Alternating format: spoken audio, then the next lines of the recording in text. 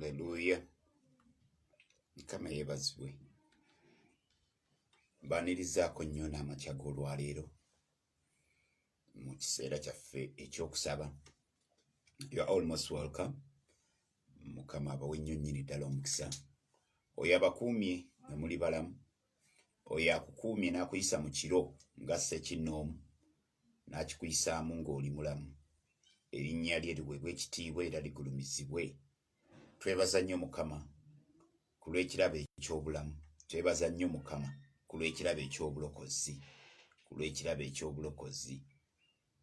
Mwenna abalokole mukimanyidde ddala nti obulamu bw'ekirokole bwanjawulo nnyo nnyo nnyo nnyo ku bulamu obulala bwonna. Ku bulamu buli bwe twasooka okubeeramu ekirungi tewali azaalibwa nga mulokole. Ffenna tusooka kubeerako mu bulamu buli ne tulyoka tukulosinga. Mbaaniriza nnyo mu makya g'olwaleero. Mwebale kujja, mwebale kwekuumira ku mukutu. Evelyn, you are welcome. Amina, Diana, may God richly bless you. Abakeeze abakeeze ya mwebale kutuula mu butebe obw'okumpi obusookerwako amafuta wegabeerera amangi. Mukama abanjagalire abawe nnyo omukisa. Nsanyuse nnyo okubalaba. Nabagambye tuli mu wiiki eno twagenze mu the Jabez School of Prayer. The Jabez School of Prayer. We raise up early in the morning. Ne tugenda tetusoma kira kyonna. Twagala kuyiga bwe basaba. Abayigiriza ba Yesu bamugamba ti Yesu tuyigirize okusaba. Tuyigirize, teach us how to pray. Nga Yokaana bw'ayigiriza abayigirizwa be. So prayer can be taught. Prayer can be learned. Okusoma oba okusaba kuyigibwa, kusomesebwa. Muntu oyingira tomanyi bwe basaba naye n'oyiga okusaba. Naddala nga wegguddewo eri okuyiga. Kisobokera ddala okuyiga kye bayita okusaba.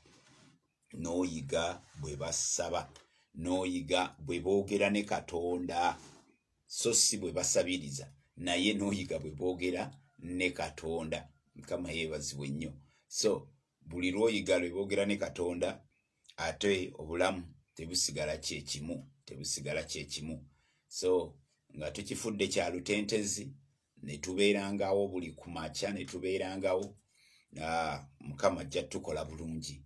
Mwebale abanyiikivu, Juliet Batudde, Mugaga Vincent, Brenda, Tabby, Amina, Resti, Diana.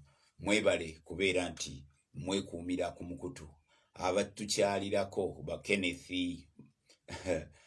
mwe muli baawano temuli bagenyi. You are not visitors. So mwebale ne mwenna abatweyungako wakati nga tutandise abatweyungako. Lumu network nebalemesa manyi ne bannaffe abalala bangi mujjukire side eri ya Middle East abantu bakyatambuza bakyakulubbeesa kisiibo naye kitegeeza emirimu giba gibatwalaganya. Omuntu bw'agwawo okudda engulu kuba kwankya era so tuba tujja bagumiikiriza kasita mwezi guli gumu. So we banaddira bajja tusanga era ojja kusanga nga bangi one of these days babeera eri ku reviews. So temwerabira messages zino ku YouTube channel yaffe zibeerayo. You just type in at the prayer watch, you will be able to access these messages. Eri abamu kumwe nga Facebook ebakalubirira, you can access the messages ku YouTube channel. But that is after we have done it here. Bwe tumala wano mukwano gwaffe muganda waffe Vincent uploadinga n'aziteekayo ku mukutu guli ogwa YouTube ne channel eyo ajja kubeera nga agiweereza. So nga musobola okugifuna link eyo how you access these messages, these prayer moments. Okay, so in the Jabez School of Prayer where we are, we needed to learn a number of things.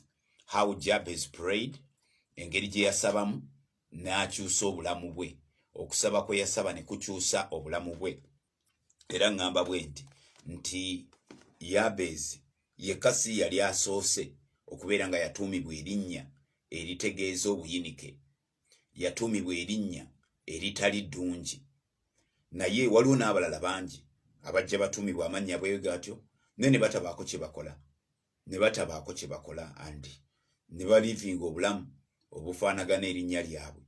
Naye Yabezi bwe yatesitinga ku buyinike obwali mu bulamu, mu lugendo lw'obulamu, n'akizuula nti n'erinnya lye baamutuuma balimutuuma kunnyonnyola ekyo, kubanga identity y'omuntu, erinnya ly'omuntu liteekeddwa kubeera nga omuntu bw'aba atambula olugendo lw'obulamu alivinga out his name, erinnya lye lyatambuza ye identity ye, ekyo kye lyogera kyabeera. Olumu oba okigenderedde oba tokigenderedde, bw'oba ng'osimye buziba amakulu g'erinnya, omuntu emirundi mingi tatera kubuuka makulu ga linnya lye.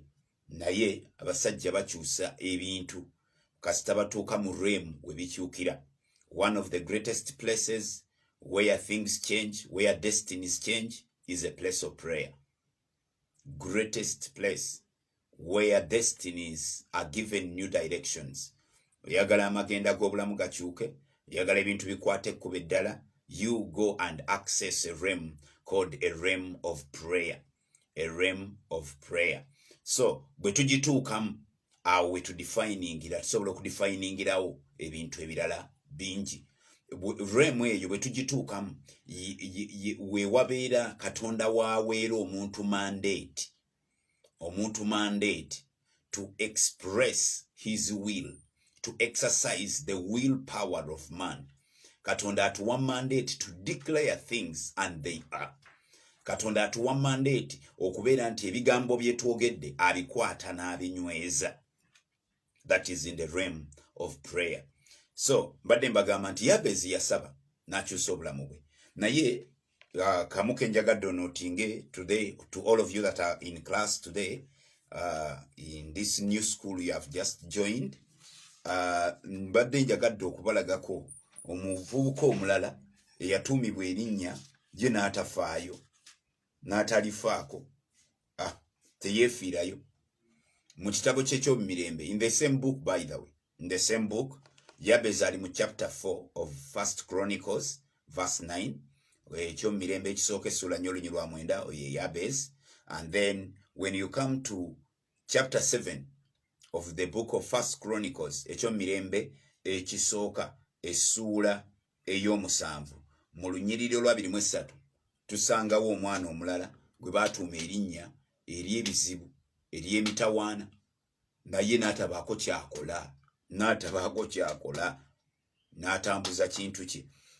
Verses 23 Bible egamba, then he made love to his wife again, and she became pregnant and gave birth to a son. He named him Beriah, because there had been misfortune in his family. Wachi yamutuuma Beriah? Because there has been misfortune. Era bw'ogenda ne bakunnyonnyola amakulu g'erinnya eryo Beriah, bagambye mu Lwebbulaniya litegeeza misfortune, mitawaana, bizibu, nabizibu, semitawaana, bizibu byerere, gwani nze najja lwambi, gwani nze naku tezimanyi omu, mugwani, you know. Ne bamutuuma erinnya Beriah, litegeeza ki? Mitawaana, bizibu. N'abeera mu nnyumba, n'abeera waka. Mwana wa bulenzi, tumanyi abalenzi bamanyi okukola ebikulu eby'amaanyi. Naye bwe tulaba mu famire eno, mu lunyiriri lwa 24 Bayibuli egamba, his daughter was Shelah, who built Lower and Upper Beth-Lohon, as well as Uzen Shelah. Omuwala eyazaalibwa ne Beriah yafuuka w'amaanyi nnyo, n'azimba ebibuga mu mambuka ne Maserengeta, n'azimba ekibuga n'akiggulamu n'erinnya lye nga mwana muwala. nga mukazi mwabanyoma abakazi abayisamu amaaso abakazi muddeeyo musome bayibuli Katonda asobola okukozesa omuntu yenna kyava dda. So omwono omuwala yateekawo standard. Muganda w'omulenzi aliwa ye n'atazimbayo wadde akabuga akamu. Bayibuli yakoma kumwogerako nti bamutuma erinnya Bereya. Teeberezanga kyekyoka bayibuli kyeyinza okwogerako. Ekitabo the book of records nga kyokka kye basobola okwogera ku ntaanaayo nti kiraawe yamutuuma Bereya kubanga yalina emitawaana. Ne bajja ku ntaanaayo omulala ne bagamba nti oyo yayitibwa Shera era ye nannyini kibuga kyemulaba mu mambuka. Era ye nannyini kibuga kyemulaba mu Maserengeta. Nti naguli omutala oguyitibwa Shera nago gugwe. That is life of influence. That is meaningful life. That is living an effective life. Okubeera mu bulamu obukola amakulu. Notabeeranga misuseera munawangala emyaka 9 and what he did on earth ne yazaala abaana ab'obuwala n'ab'obulenzi. Nga kyokka kye bayinza okwogerako. So that's why I want to welcome you to this school of prayer, the Jabez School of Prayer, where we learn. Ekisooka jjo twatunuulidde in the exploits of his prayer, wakati nga asaba, the contents, ebigambo omuwandiisi wa Bayibuli by'ataayagala kusuulibwa bweru. Because nze bwe nsoma Bayibuli njitunuulira njiraba bwe nti njirabanga ekitabo ky'emitwe gy'amawulire, emitwe gy'amakulu, nti baatuwaako samarizi, kye njagala okugamba, baatuwaako mitwe gy'amakulu, batuwaako samarizi zokka, ebirala ne batabituwa. A lot of details. Actually Yohana yagamba nti senga emirimu Yesu gye yakola, byonna Yesu bye yakola ku nsi senga byali byawandiikibwa, mbwe ebitabo byali jjudde mu nsi ne tubulwa ne tubiteeka. So what have they given us? Batuwaddeko headlines, batuwaako mitwe gy'amawulire, mitwe gy'amakulu, batuwaako top titles. Okay, so wakati mukusaba twagambye abakatwegattakola in this school of prayer, we are looking at the 5 elements that the man raised in his realm of prayer. Number 1, he prayed that he will be blessed by God. Yasaba nti Mukama sengo mperedde ddala omukisa. That was number 1. We noted it yesterday. Number 2, he prayed that God, you would enlarge my territory. Mukama ogaziye ensalosalo zange. Number 3, he said, let your hand be with me. Number 4, he prayed that keep me from evil. Keep me from evil. Keep me from evil. Number 5, he says, keep me from grief. Nkuuma okuva eri ennaku. Nkuuma okuva eri obubi. Mukama oyo ogaziye ensalosalo zange. Mukama ompeere ddala omukisa. Mukama omukono gwo gubeere wamu nange. So kukyokuweebwa omukisa, we looked at a few more lines ezikonfaminga nti Katonda agaba omukisa. We looked at a few more lines ezikakasa nti Katonda bw'omusaba omukisa agukuwa. Ezikakasa nti Katonda agaba omukisa. Ezikakasa nti basobola okukusabira omukisa ne gukubaako nga basabye musabe. Kikulu okutegeera offices ezo ez'obuyinza Katonda ze ya granting obuyinza ku nsi. Offices zibeera mu baana b'abantu naye nga Katonda abawadde obuyinza to release blessings. Number 1, the priestly office ey'obwakabona erina obusobozi eyo, eweereddwa allowance eyo, eweereddwa obusobozi obwo to declare, okulangirira omukisa mu bulamu bw'abantu. Then office number 2 is the parentalhood office y'obuzadde. Omuzadde, maama, taata aweereddwa olukusa, aweereddwa obuyinza okudeclaringa omukisa mu bulamu bw'omwana. Aweereddwa obuyinza era asobola okulangirira omukisa mu bulamu bw'omwana. Mukama yeebazibwe. So and more and can be even more offices ez'obukulembeze, people that are in leadership positions, if they stand in their spiritual realm, they can decree and declare a blessing.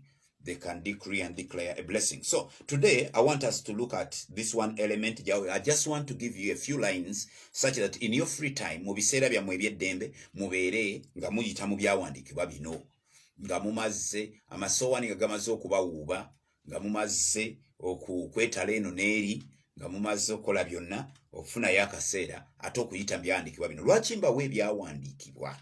Lwaki mbawe ennyiriri? Njagala nnyo, kiri mu mutima gwange, njagala nnyo omuntu azimbibwa ku musingi gw'ekigambo kya Katonda okusinga ku musingi gw'ebigambo by'abantu, okusinga ku musingi gw'ebigambo by'omusajja wa Katonda, okusinga ku musingi gw'ebigambo by'omukyala wa Katonda. Mumanyi pastor yagamba Bayibuli egamba ki? Bayibuli egamba ki? Kyekisinga obukulu. Kyekisinga obukulu. Lwaki? Because by experience tukizudde nti abasajja ba Katonda ebigambo byabwe bakyukakyuka. Olwaleero ayogera kirala, n'enkya n'ayogera kirala. Abasajja ba Katonda bakyuka, naye waliwo ekitakyuka, bakiyita ekigambo kya Katonda. Ekyo kyesigamikako, ekyo kyekwatikako, kubanga kibeerera, kisurvivinze the test of time, kiyise mu generations, kibadde kiyiganyiziddwa, naye ne kiyimirira ne kiwangula, ne kiyita mu realms enzito enzibu, nga kisigadde nga kiwangula. Therefore nkimpulira, nkyagala ng'omuntu, nkyagaliza buli ayimirira Mukama gwa connectinga ku meme yange, nkyagaliza buli muntu Katonda gwaleeta mu maaso gange okubeera ku ddaala ly'obulamu, okutuuka ku ddaala ly'obulamu ery'okubeera ng'ekigambo kya Katonda gwe musingi gwo, ng'onoonya nnyo Bayibuli kyekwogerako okusinga abaana b'abantu kye bakwogerako, ng'onoonya nnyo Bayibuli kyeyogera mu bulamu bwo, Katonda kyayogera gy'oli okusinga abaana b'abantu kye basobola okwogera. So yensonga lwaki mbawe ebyandikibwa bino, yensonga lwaki you will discover, you will find I hardly start a service nga sisomyeyo lunyiriri. Sikikwate nga ddiini y'ewaffe, kale nyizi bweba ddiini eyo yange, it is my religion, ddiini yange efuuse enkola yange, that I trust so much in the word of God, in the word of God. So I wish and I pray that whoever God connects me with, whoever I meet in the journey of salvation, I'll give them the word of God, the word of God, because it is alive, it is active, it is powerful. I trust in it, I believe in it, I believe in the God that spoke this word. Okay, then let us look at this element in where Jabez says, God, let your hand be with me. Let your hand be with me. Omukono gwo gubeere wamu nange. Omukono gwo gubeere wamu nange. Tuba twetaaga okukitegeera. Kikyasaba, kikyategeeza, bwanga nga bwe ngambe guno mutwe gw'amawulire. Bino batuwaddeko mitwe gy'amakulu. Naye, Jabez, what are you trying to say? What does it mean? Kitegeeza ki omuntu okubanga omukono gwa Katonda guli ku ye?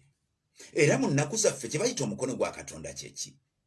Omukono gwa Katonda teguyinza kusukkuluma kye bayita presence of God mu nnaku zaffe, okubeerawo kwa Katonda. We need that presence. Twetaaga okubeerawo kwa Mukama ku bulamu bwaffe, wherever we can be.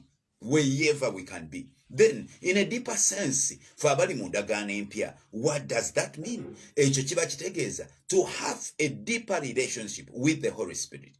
Okubeera n'enkolagana eyeebuziba n'Omwoyo Omutukuvu. That you have a one-on-one with the Holy Spirit. That is able to tell you, to guide you, to teach you, to train you. Omwoyo Omutukuvu. Deeper relationship. So, ono kyasaba, leka omukono gwo gubeere ku nze. Let your hand be upon me. Let your presence, that wherever I will go, I'll be with you.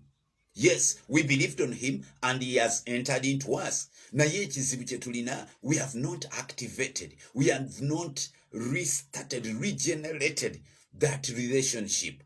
Omwoyo Omutukuvu wali, naye enkolagana naye, okumuwa allowance, okumugulira ebisenge by'obulamu bwaffe, n'abeera nga operating, n'abeera nga ye mulungamya, n'abeera nga ye musomesa, n'abeera n'atuuka ku ddala nga kyakugamba togattako bibuuzo ng'ogamba kimu Mukama ngambye, ngo you run and do what he has told you to do.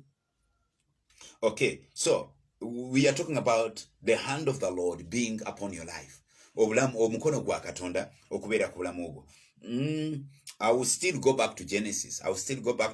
Pick a few lines in the book of Genesis. Let's go to Genesis chapter 21. Lubereberye essula ya 21 olunyiriri lwa 22. Lubereberye 21:22 Bayibuli egambye bweti. Lubereberye 21:22. Lubereberye 21 olunyiriri lwa 22 lwensomye lugambye, at that time Abimelech and Phicol, the commander of his forces, said to Abraham, God is with you in everything you do. Ani ayogera? Abimelech ayogera ngagamba Ibrahim nti Katonda ali wamu naawe mu buli kintu kyokola. Kitegeeza ki nti okubeerawo kwa Katonda, omukono gwa Katonda nga guli ku muntu, kituuka ekiseera nga si kyakwogerera, nga the people around you can see that God is with you.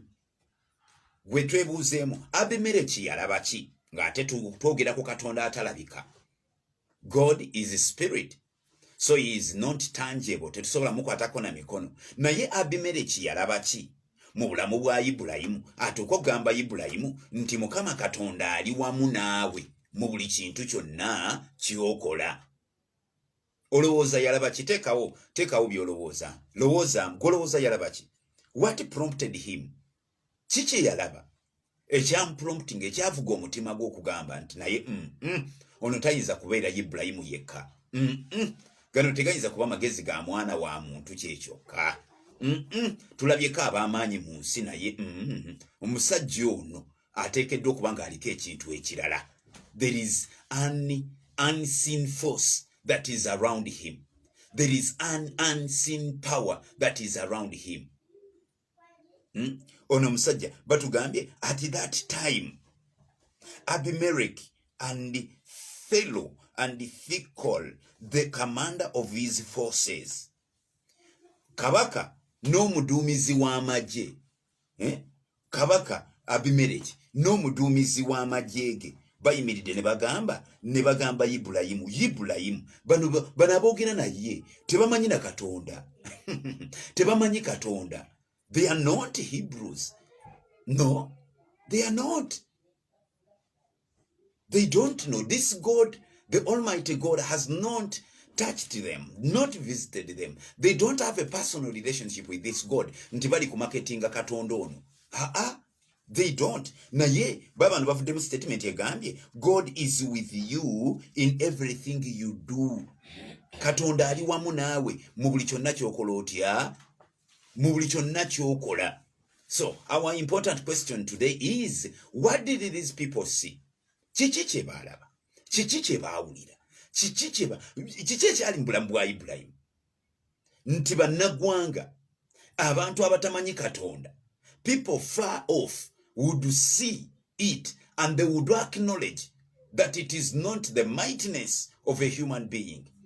It is not the skillful of fighting. Njoba omusajja ono mukugu mu kulasa akasaale. That's not what they're talking about. Ayinza okuba bwe baya yalasanga akasaale ng'enderizinga y'akasaale ke nga kajja kaliko ekintu ekirala. Because the command of the forces, abule yagambye Ssebo Kabaka, ono omusajja omulaba alina Katonda. So it is my prayer, kitubeeko, kikubeeko obeere nti Katonda alina engeri gy'alungamu, alina engeri gye yeetabulamu awo ng'obikola, that your work becomes so excellent. Ebintu by'okola nga biri so good, nga biri beyond, nga bisukulumye ebya bulijjo. That's why I don't want us to always do things in a way that is of a mediocre. I don't want to walk a life of average. That should not be the standard we are pursuing. Don't pursue average kind of life. To pursuing a kunonya bulamu obwekibogwe. That is the right word for average. Ekibogwe ngibintu bya kibogwe ngabiri tebiri 50-50. You are in the middle. Kati ololi luddawa. We must excel. We must look for excellence. Naye tunagifuna tutya? Let's go in the place of prayer. Let us cry out to God. Let us pray it. Let us ask of it. God, let your hand be with me. Mukama omukono gwo gubeere wamu nange. Omwoyo omutukuvu nkwetaaga. I need you. Nkwetaaga mu bulamu bwange. Be with me.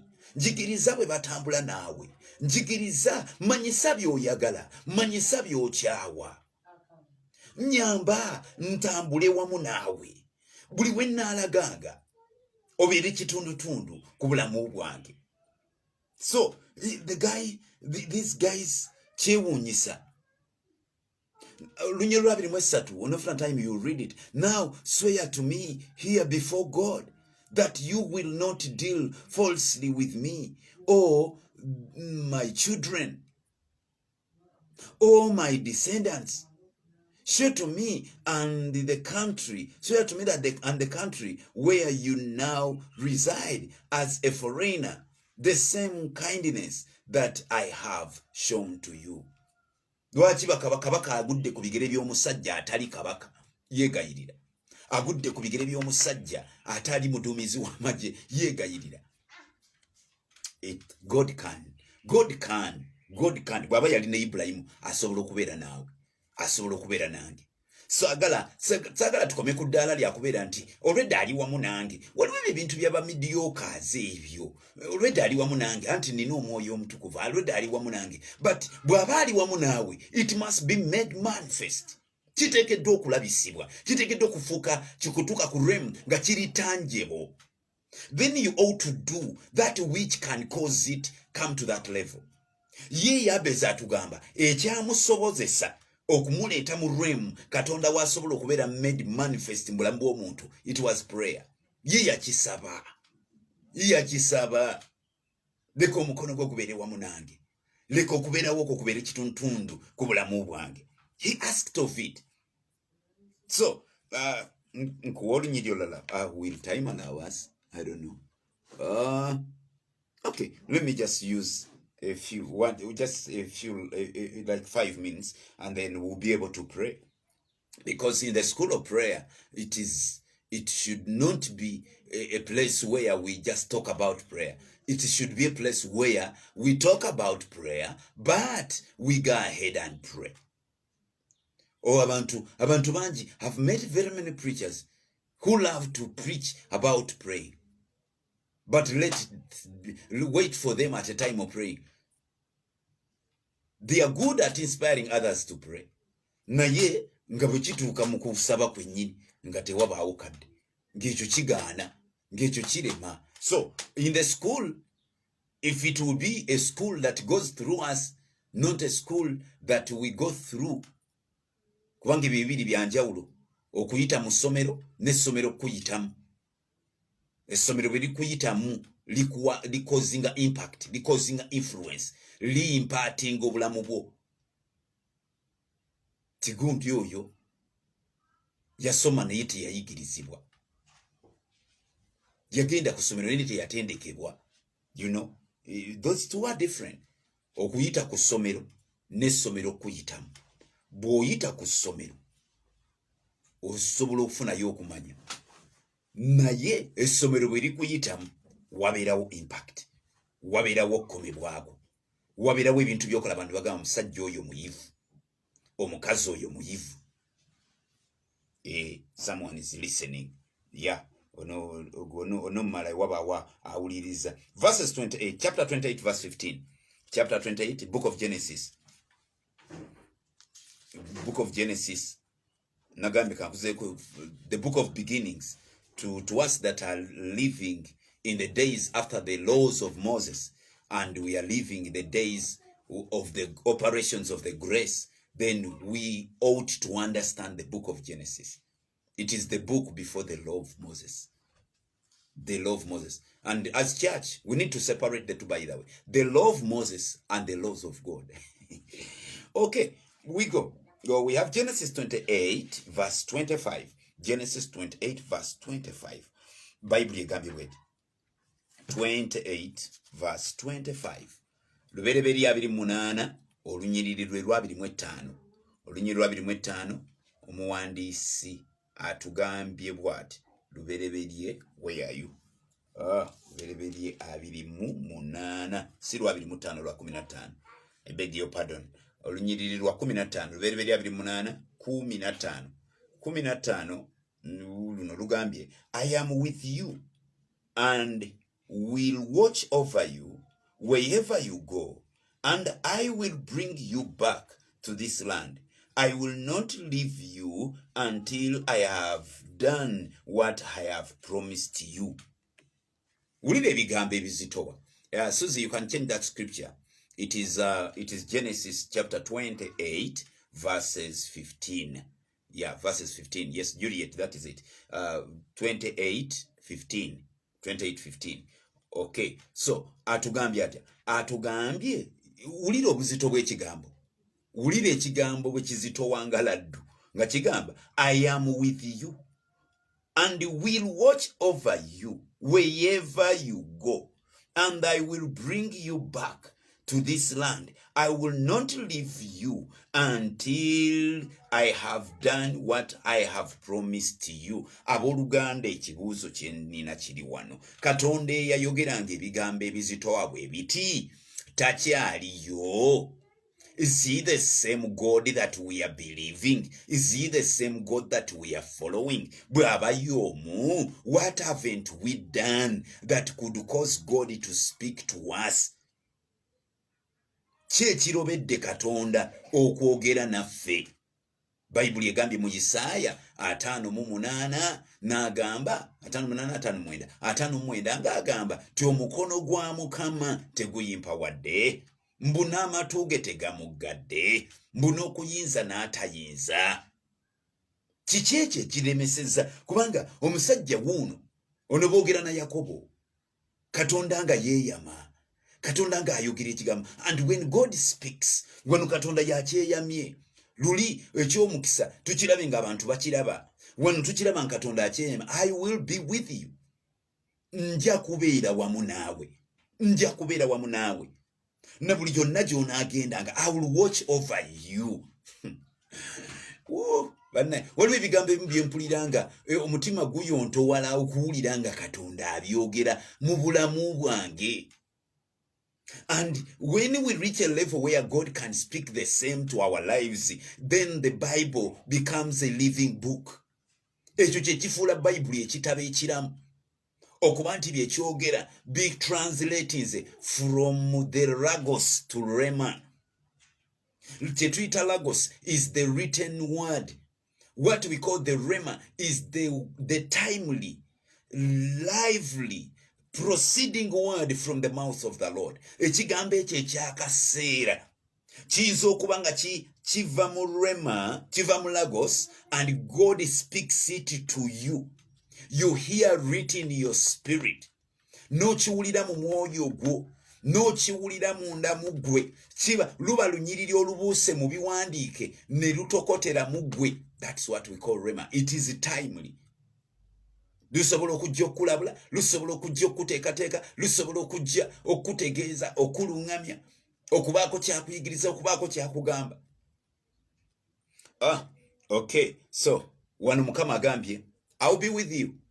So, bwe tusaba kyeyeeyamye, kiyali yeeyamyeko okukolera omuntu omulala, ne tukisaba, tuba tetusaba kintu kiri outside the bracket, outside the boundaries. No, kye tusaba kiri mu ebyo byakola. Kiri mu ebyo ebiri mu nsalosalo ze. Omanyi Katonda alina ensalosalo, alina empitiro. Va kumwe abasooka okusaba essaala, mufu ky'okujuliza bye yali akoze, mufu ky'okujuliza nabagambye prayer is okusaba kukolebwa ba pleader, okusaba kukolebwa ba counsels, okusaba kukolebwa ba lawyers. They stand before the judge. Yesu yatugamba bino ebintu byakusitandinga before the judge and you present your case. You present your case. Natuwa principles bwe zitambula. So wano okusaba bikukolebwa, you plead. You plead. So pleader bwaba wa pleading a case. Case yonna buli case bagiwozanga bwe yali ewozeddwako. Buli musango baguhandolinga nga bwe gwali gukwatiddwa. Okujjako nga mupya, okujjako nga embeera yo mpya tebangawo ku nsi. That is when you can argue otherwise. Oba oli awo nsobola okulowooza nti ekibasabyanga bwe musaba kubeera nti ensonga zammwe mpya tezirina bwe zifaanana mu Bayibuli, tezirina bwe zifaanana ku abo abatusooka abatambula ne Katonda. Kyekiva kibasabya nga musaba mu kifo ky'okujuliza Bayibuli, mu kifo ky'okujuliza ebyandikibwa nga mujuliza engero ensonge.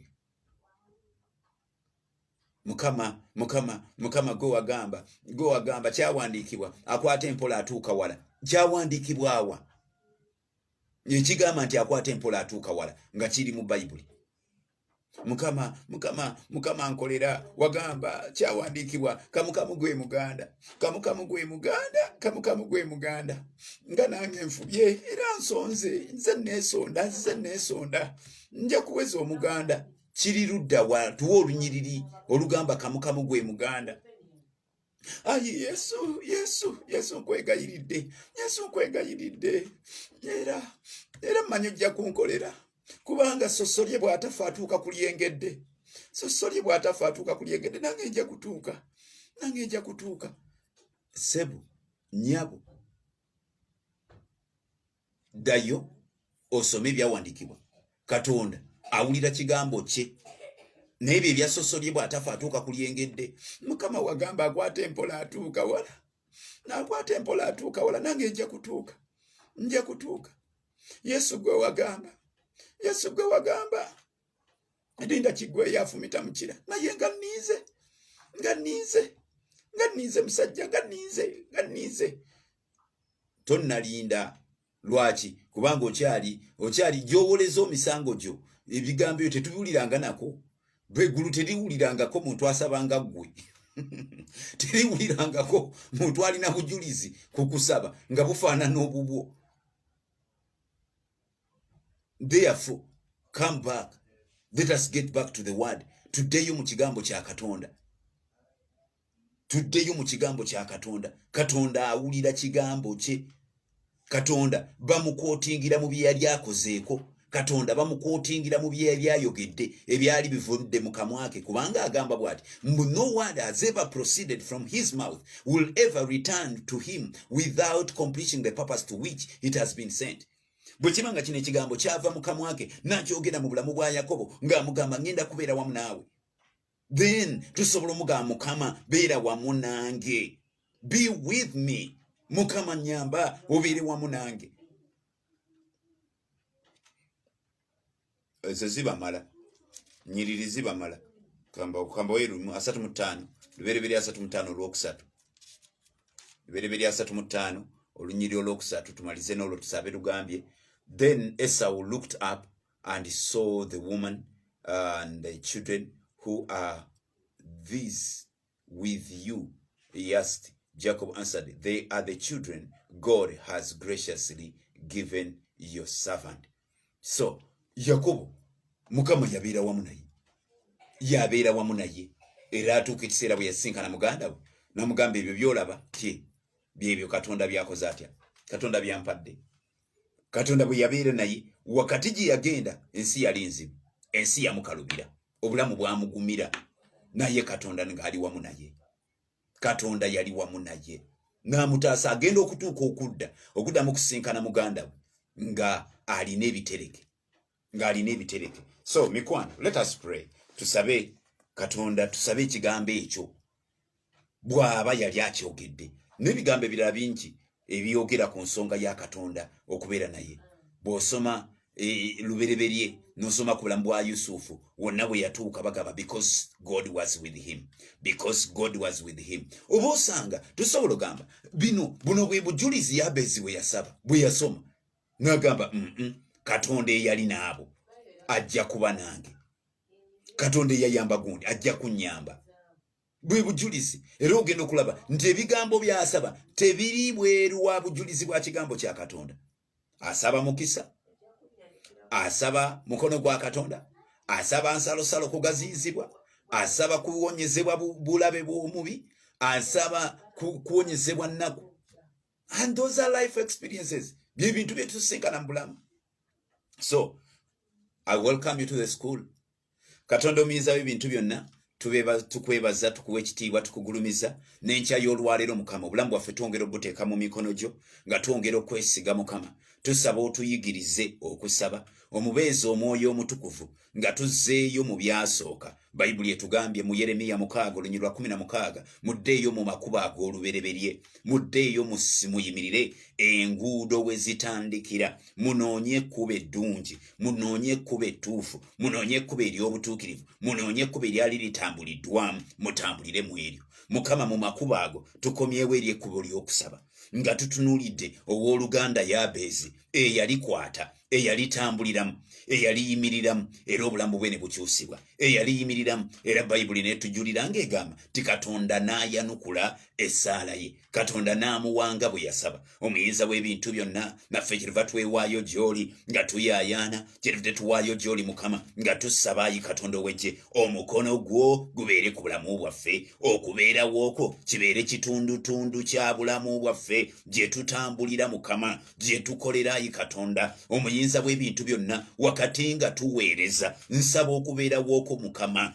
Let your presence, let your hand be with me. Nsaba omukono gwo gubeere wamu nange, omukono gwo gubeere wamu n'omukyala wange, omukono gwo gubeere wamu n'abaana bange Mukama, omukono gwo gubeere wamu nange Yesu, omukono gwo gubeere wamu nange. Omuyinza w'ebintu byonna, nkwegayiridde omukono gwo gubeere wamu nange. Gwe mukwano gwange ali awo ku ssimu yo tosirika, saba. Gwali ku TV yo saba, ku buli mukutu gwonna gw'oyiseeko, oba oyise ku YouTube, oba oyise ku Facebook, beera ng'osaba, gimusa eddoboozi ly'osabe, sabira obulamu bwo. The best prayer that can be prayed under the sun is the prayer that you have prayed for yourself. Esaala gye weesabidde giba bigambo by'olinako accountability, biba bivudde ku ntobo ya mutima gwo, kuba byexpressing okuyaayaanako, byexpressing okwegomba kw'emmeeme eyo. N'olwekyo beera nga muvumu obyogere maaso ga Mukama. Tolinda balala kubikwogerera, tolinda balala kubikwogererayo, naye osobola okweyogerera. Omanyi kye weetaaga, gwe ateetaaga mukono gwa Katonda, saba kye weetaaga, kubanga mulimu abamu ku mmwe ng'omukono gwa Katonda olwedde guli wamu naawe,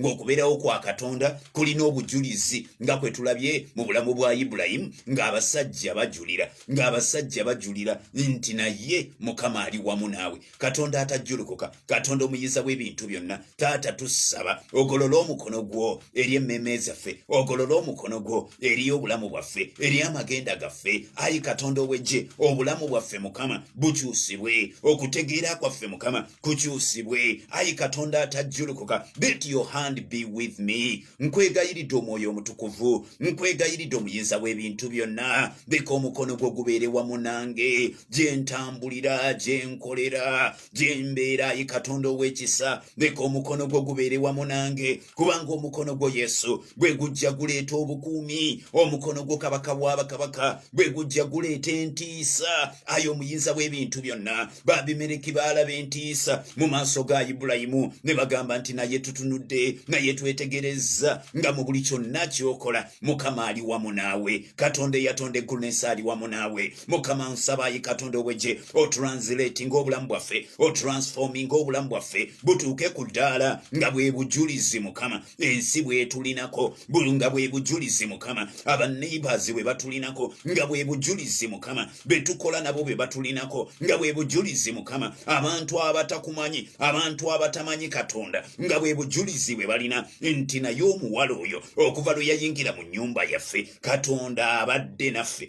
Katonda atuyambye, Katonda atulokodde, Katonda atutaasizza. Ayi omuyinza w'ebintu byonna, Mukama totukoowa, Mukama totusuula, Mukama totuleka, naye tuwanirire Katonda ow'eggye. wegye naye tuwanire omuyinza w'ebintu byonna taata okubeerawo okwo mukama kubeera omugabo gw'obulamu bwaffe buli olukya kubeera omugabo gw'obulamu bwaffe yesu kubeera omugabo gw'obulamu bwaffe katonda wegye enkya y'olwaleero tetusabye mamotoka tetusabye bizimbe tetusabye mataka mukama naye tusaba kubeerawo okwo tusaba okubeerawo okwo yesu tusaba okubeerawo okwo ayi katonda okwo dawudi kwayogerako n'agamba nti naatuulanga mu nnyumba ya mukama and I will gaze at the beauty of the Lord naatuulangaawo okwo kwayogerako mu Zabbuli y'ekinaana mu ennya olunyiri olusooka nti laba akataayi bwe keenoonyereza ekisu ne kazimba emabega w'ekyoto kya mukama mu nnyumba ya katonda mbwakataayi ne kalyoka kazaaliramu abaana baako bwe kaba ng'akanyonyi obunyonyi kasobola okunoonyaawo okubeera ne kazimbira ddala wali katonda w'abeera ne kayitawo ne kagenda mu yeekaalu ne kayingira ku kyoto mwe kabeeraawo nga ko bwe kasaazeewo okuteeka ekisu kyako mukama tuwe ennyonta eyo tuwe okuyaayaana okwaye katonda okusobola okutuuka ku ddaala ng'obulamu bwaffe mukama nga buyaayaanira okubeerawo okwo okusinga bwe tuyaayaanira okubeerawo kw'abaana b'abantu okusinga bwe tuyaayaanira okuyaayaana kw'okubeerawo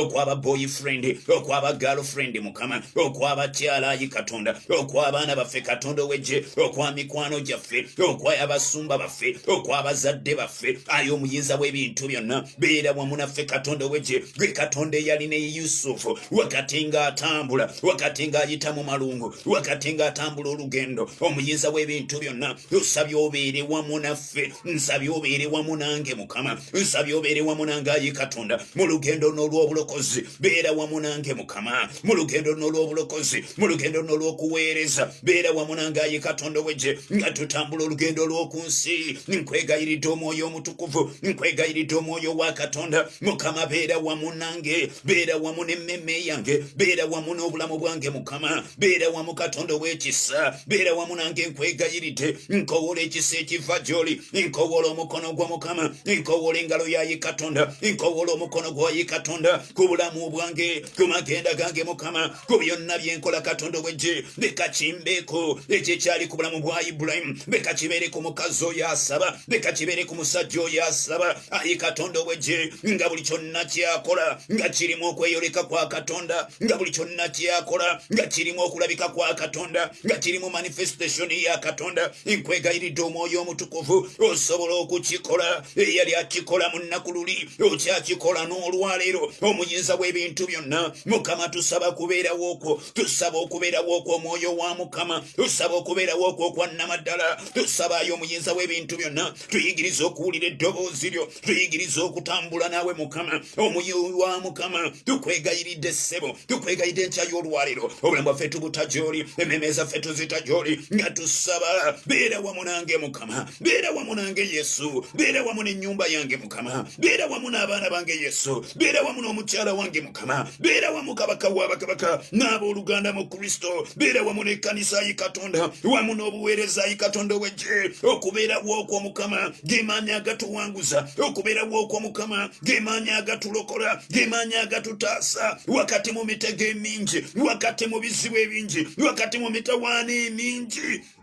yegwayiza okutuyamba yegwayiza okutuwolereza yegwayiza okutugattako obusobozi yegwayiza okututaasa wakati mu kutaayizibwa wakati mu kulumbibwa nkwegayiridde omwoyo omutukuvu nkwegayiridde katonda wegye mukama yongera kukubeerawo okwo mu bulamu bwaffe yongera kukubeerawo okwo mukama yongera kukubeerawo okwo yesu yongera kukubeerawo okwo katonda wegye leka ejjengo ly'okubeerawo okwo mukama litumbire lyeyongere mukama lyeyongere katonda wegye leka ekigera kyeyongere mukama bayibuli etugambye nti n'owa kristo yesu n'omuwa omwoyo without measure you gave him a spirit without measure mukama twongere ku kigera ekirala twongereko ekigera ekirala mukama ekyokubeerawo okwo ssebo twongereko ekigera ekirala twongereko ekigera ekirala ayi omuyinza w'ebintu byonna twongereko ekigera ekirala ekyokubeerawo kwa katonda muyinza w'ebintu byonna tuleme okutambulira mu bulamu okuwoleza obuwole obwoleza obw'okunnyonnyolera obunnyonnyozi ayi kabaka w'abakabaka bwe tubanga katonda wa Ibulayimu nga ye katonda waffe bwe tubanga katonda wa Yakobo nga ye katonda waffe nga katonda wa Isaaka nga ye katonda waffe nga katonda wa Mukama waffe Yesu Kristo nga ye katonda waffe Mukama tusaba yongera kukubeera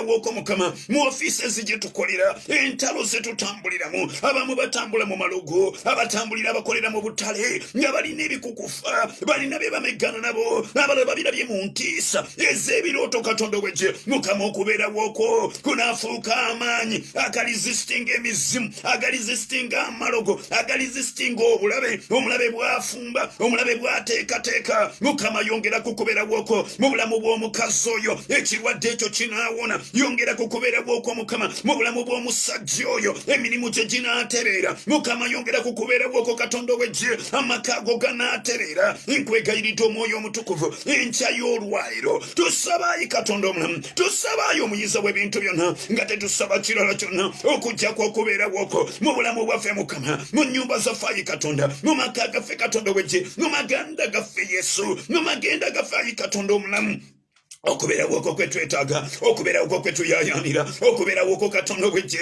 osobola okwogera n'emitima osobola okuzza obujja bayibuli eyogedde n'egamba nti emigga gy'amazzi amalamu ginaakulukutanga nga giva munda mu ffe mwera bwe wali oyogera ekyo wayogera ekyo ng'oyogera ku mwoyo omutukuvu ayi omwoyo wa Mukama mbeerera emigga gy'amazzi amalamu egikulugusa buli bubi obutuula mu ndowooza yange obutuula mu mutima gwange obutuula mu nda yange nkwegayiridde omwoyo wa Mukama mbeerera omugga gw'amazzi amalamu mbeerera omugga ogurifreshinga oguweweeza emmeme yange ogumeweeza omutima gwange oguweweeza obulamu bwange Yesu oguweweeza obulamu katonda w'eggye wakati mu balina ebibuuzo ebingi wakati mu balina ebibuuzo ebitaddiddwamu ebitayanukuddwayi katonda w'eggye Mukama tubeerera omugga gw'amazzi amangi tubeerera omugga gw'amazzi amangi Mukama yongera kukubeera woko Yesu yongera kukubeera woko katonda w'eggye ebirwadde ebiwone Mukama yongera kukubeera woko katonda w'ekisa ababadde bakaaba basirike amaziga gasangulwe Mukama yongera kukubeera woko katonda w'eggye abalina ennyonta Mukama abalina okuwankawanka ojjuze emptiness Mukama jjuze emiwaatwa egiri mu mitima gy'abasajja jjuze emiwaatwa egiri mu mitima gy'abakazi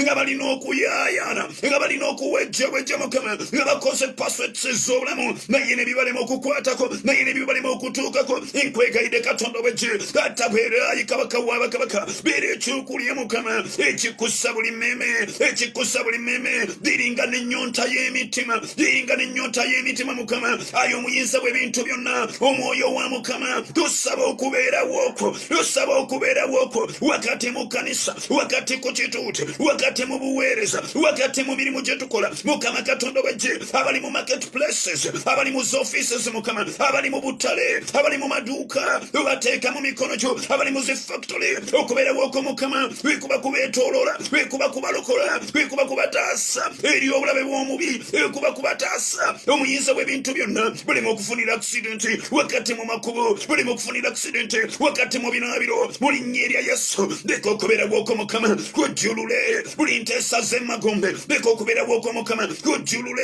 buli kuteesa kwa mubi leka okubeera woko Yesu kujjewa buli magombe gonna kujjewa buli ebiyimiridde ebinoonyeza obulamu bwaffe ebinoonyeza obulamu bw'abaana bawala ebinoonyeza obulamu bw'abaana abalenzi mu linnya erya Yesu omwana wa katonda obulamu ayi katonda w'eggye okubeera woko Mukama kwekuba kumenya ebiziyiza kwekuba kumenya enkonge kwekuba kumenya buli kintu kyonna omulabe kyatadde mu maaso gaffe buli omulabe kyatadde mu makubo gaffe omulabe kyataddewo okulemesa obulamu okulemesa amagenda tubisimbula olwaleero olw'okubeera woko Mukama tubisimbula olwaleero obanga omukono gwo gemaanyi agasinga byonna Mukama kyenva nsaba may you break out oh God may you break out I pray may you break out like a mighty water oh God may you break out like mighty waters oh God in the name of Jesus pushing walls down leka ebisenge bimenyeke leka ebisenge biyike ebyomulabe biyike ebiziyiza biyike ebyakunya obufumbo obwo ebyakunya amakaago Mukama ebireetedde abaagala n'obutakwatagana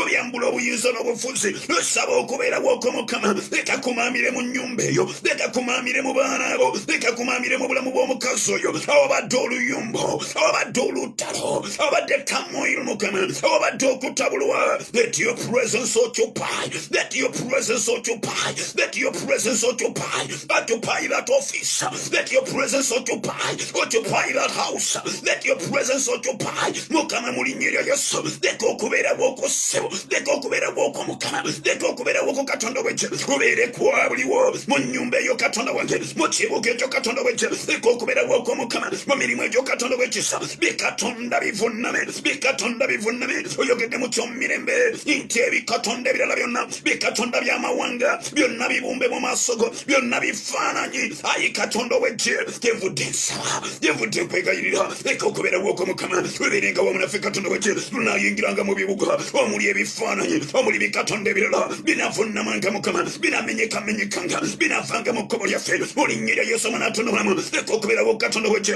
okulemberemu omukazi oyo, okulemberemu omusajja oyo. Ayi Katonda w'eggye, increase your presence, increase your presence, oh God. Ubanga okubeera bw'oko bwekweyongera, ojja w'eggye ng'Omukama, ojja w'eggye ogoli omubi, ojja w'amanga gemagombe, ojja w'ekizikisa, ojja w'obutali butuukirivu, ojja w'obubi Mukama. Yongerako okubeera bw'oko Yesu, yongerako okubeera bw'oko Katonda w'eggye. Enkya y'olwaleero lw'oyayanira okubeera bw'oko, enkya y'olwaleero n'ebyo bye tukola Mukama, okubeera bw'oko Yesu, okubeera bw'oko Katonda w'eggye. Your presence, let it be tangible, God. Your presence, let it be tangible, King of Glory, in that house, oh King of Glory. Eri omulwadde ku kitanda, lweyita okubeera bw'oko, eri omulwadde ku kitanda, lweyita okubeera bw'oko. Bekujja endwadde zidduka, bekujja emisimu gigenda, bekujja amalogo gafululwa mu linnya lya Yesu Mwanatondolamu. Mukama yongerako okubeera bw'oko, yongerako okubeera bw'oko Yesu.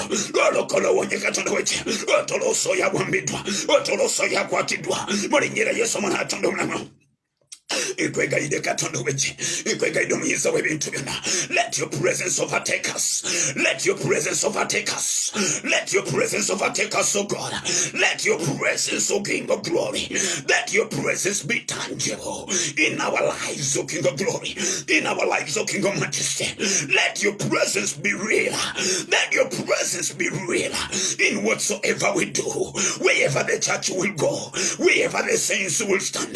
That your presence will be real, that your presence will be tangible, that your presence will be tangible in the name of Jesus. Lord, we are praying, Lord, we are crying out. You are the only strength. Yekwe mani getwetaga, yekwe bulungi gwetwetaga, yekwe mirembe gyetwetaga, yekwe kiwumulo kyetwetaga, yekwe ssanyu lyetwetaga. Ayo muyiza w'ebintu byonna, mukubeera bw'oko, mwe mutudde amagezi, mukubeera bw'oko, mwe mutudde okumanya, mwe mutudde okutegeera, mwe mutudde obuwanguzi, mwe mutudde ekitiibwa, mwe mutudde obugagga. Mukubeera bw'oko Yesu, mukubeera bw'oko Katonda w'eggye. Ekyo kye tusaba, ekyo kye tuyayanira, ekyo kye twegomba, ekyo kye tuluubirira okukwatako Mukama, omuyiza w'ebintu byonna. Increase your presence upon our lives, increase your presence within our spirits. Let our lives be transformed by the presence of God that comes from you.